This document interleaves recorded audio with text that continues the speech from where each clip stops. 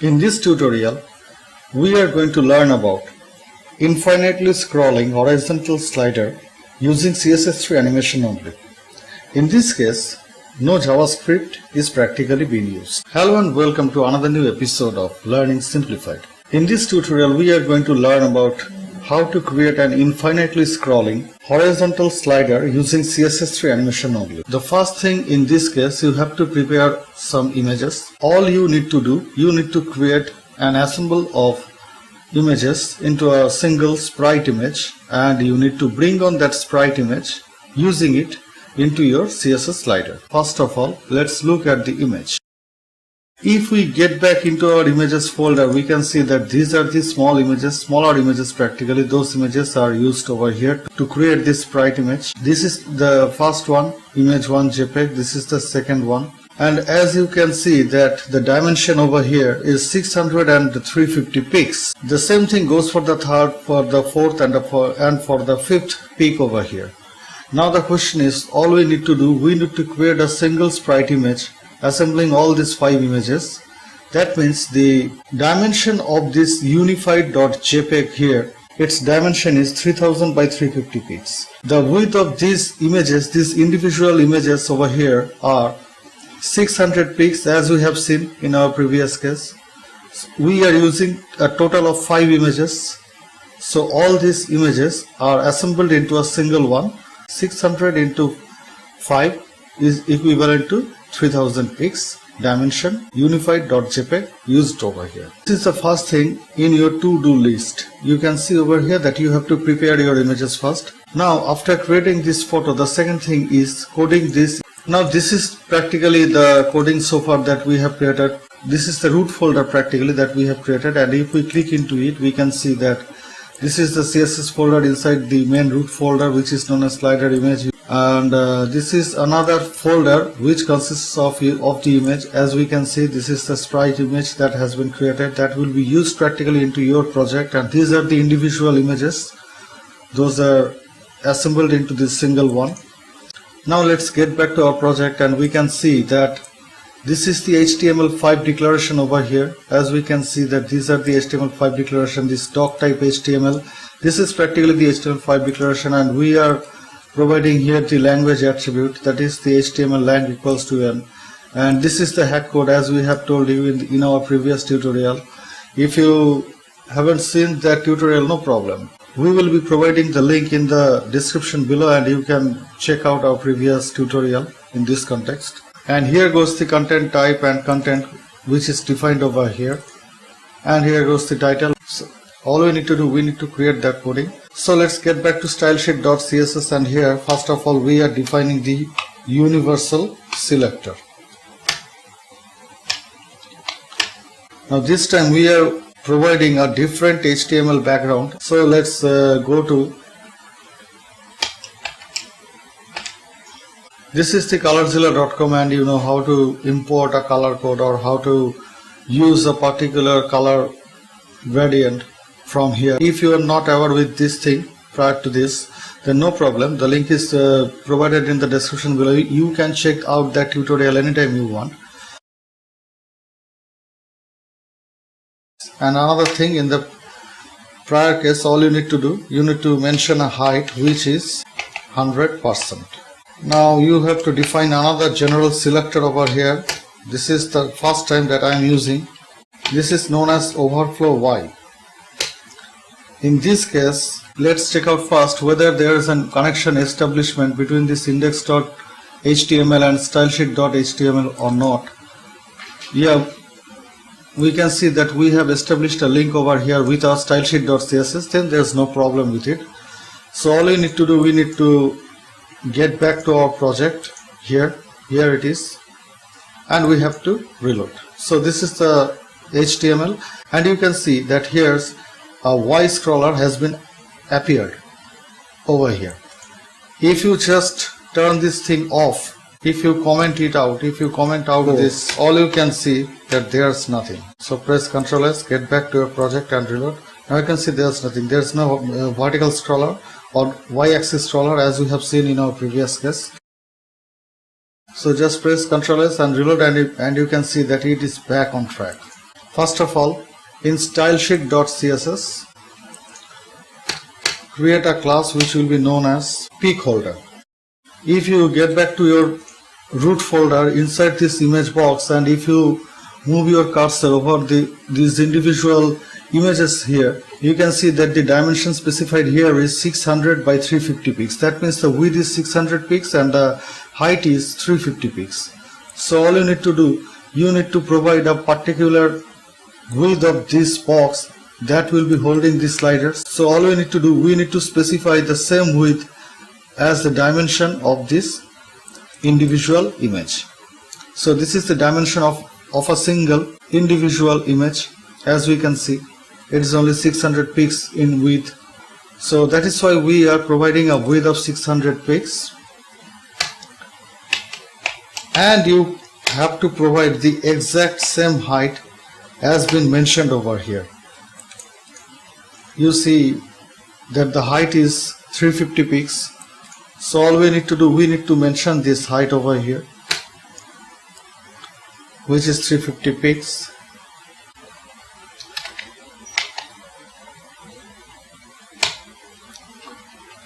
So we are using this unified.jpg, that means this assembled sprite image, as a background of this div, which will be having a class name of peak holder, as we can see over here.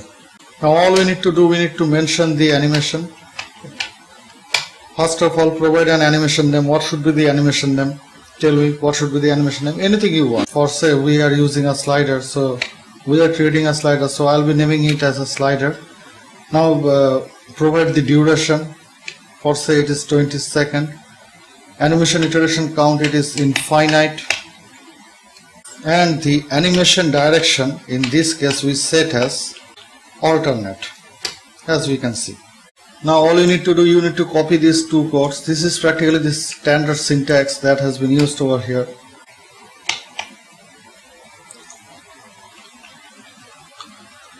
So far up to this one. Now let's get back to setting up the animation. So all we need to do, we need to define this.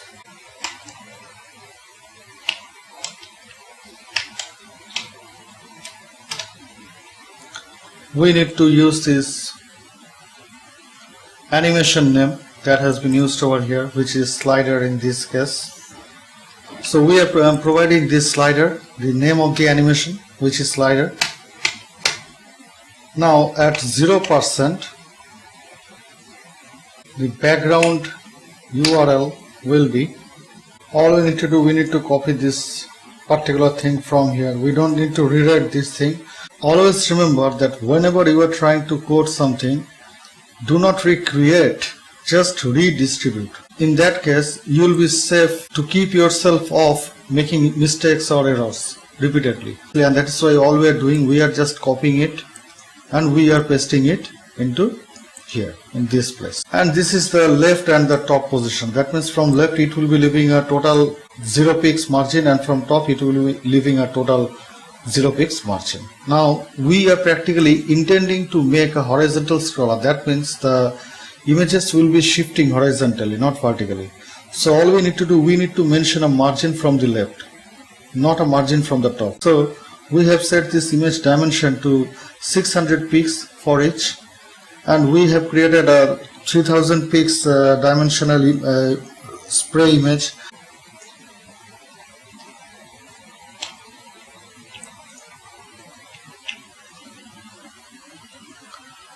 Now let's get back to our index.html and let's provide a div class which is peak holder, as we have mentioned over there. All we need to do, we need to call this class name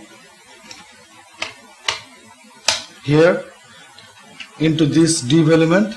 Now let's press Ctrl S and get back to our project and reload. Now we can see that this image is practically doing the same job as we have seen in our previous case. Now let's get back to our mechanism. What is the thing that it is actually doing over here? First of all, let's make some amendments as if we want to make it centrally aligned. So place margin 0 auto condition. Auto condition is been informed over here, it's been placed over here. As we can see, press controllers and you can see that this slider is now residing at the central position of your page. Now let's get back to analysis of this particular coding. Why we have used this sort of things. What you are actually doing, you are actually intending to create a slider image which will be horizontal in nature. That means this is a horizontal slider. If you look over here, you can see that there are practically no image changes over here. All of them are practically using the same background, but as you can see here, for this initial condition where 0% keyframe has been defined, we have set this sprite image background here, which is known as unified.jpg. But if we see that it is practically leaving no margin from the left and no margin from the top. But on 25% keyframe position, we can see that this unified.jpg is practically leaving a margin of 600 pixels from the left. That means this is practically passing the first image through this peak holder container, and it is introducing the second image over here, and the second image only will be seen through that window as it is defined to be at a width of 600 pixels and at a height of 350 pixels. So this is the second case.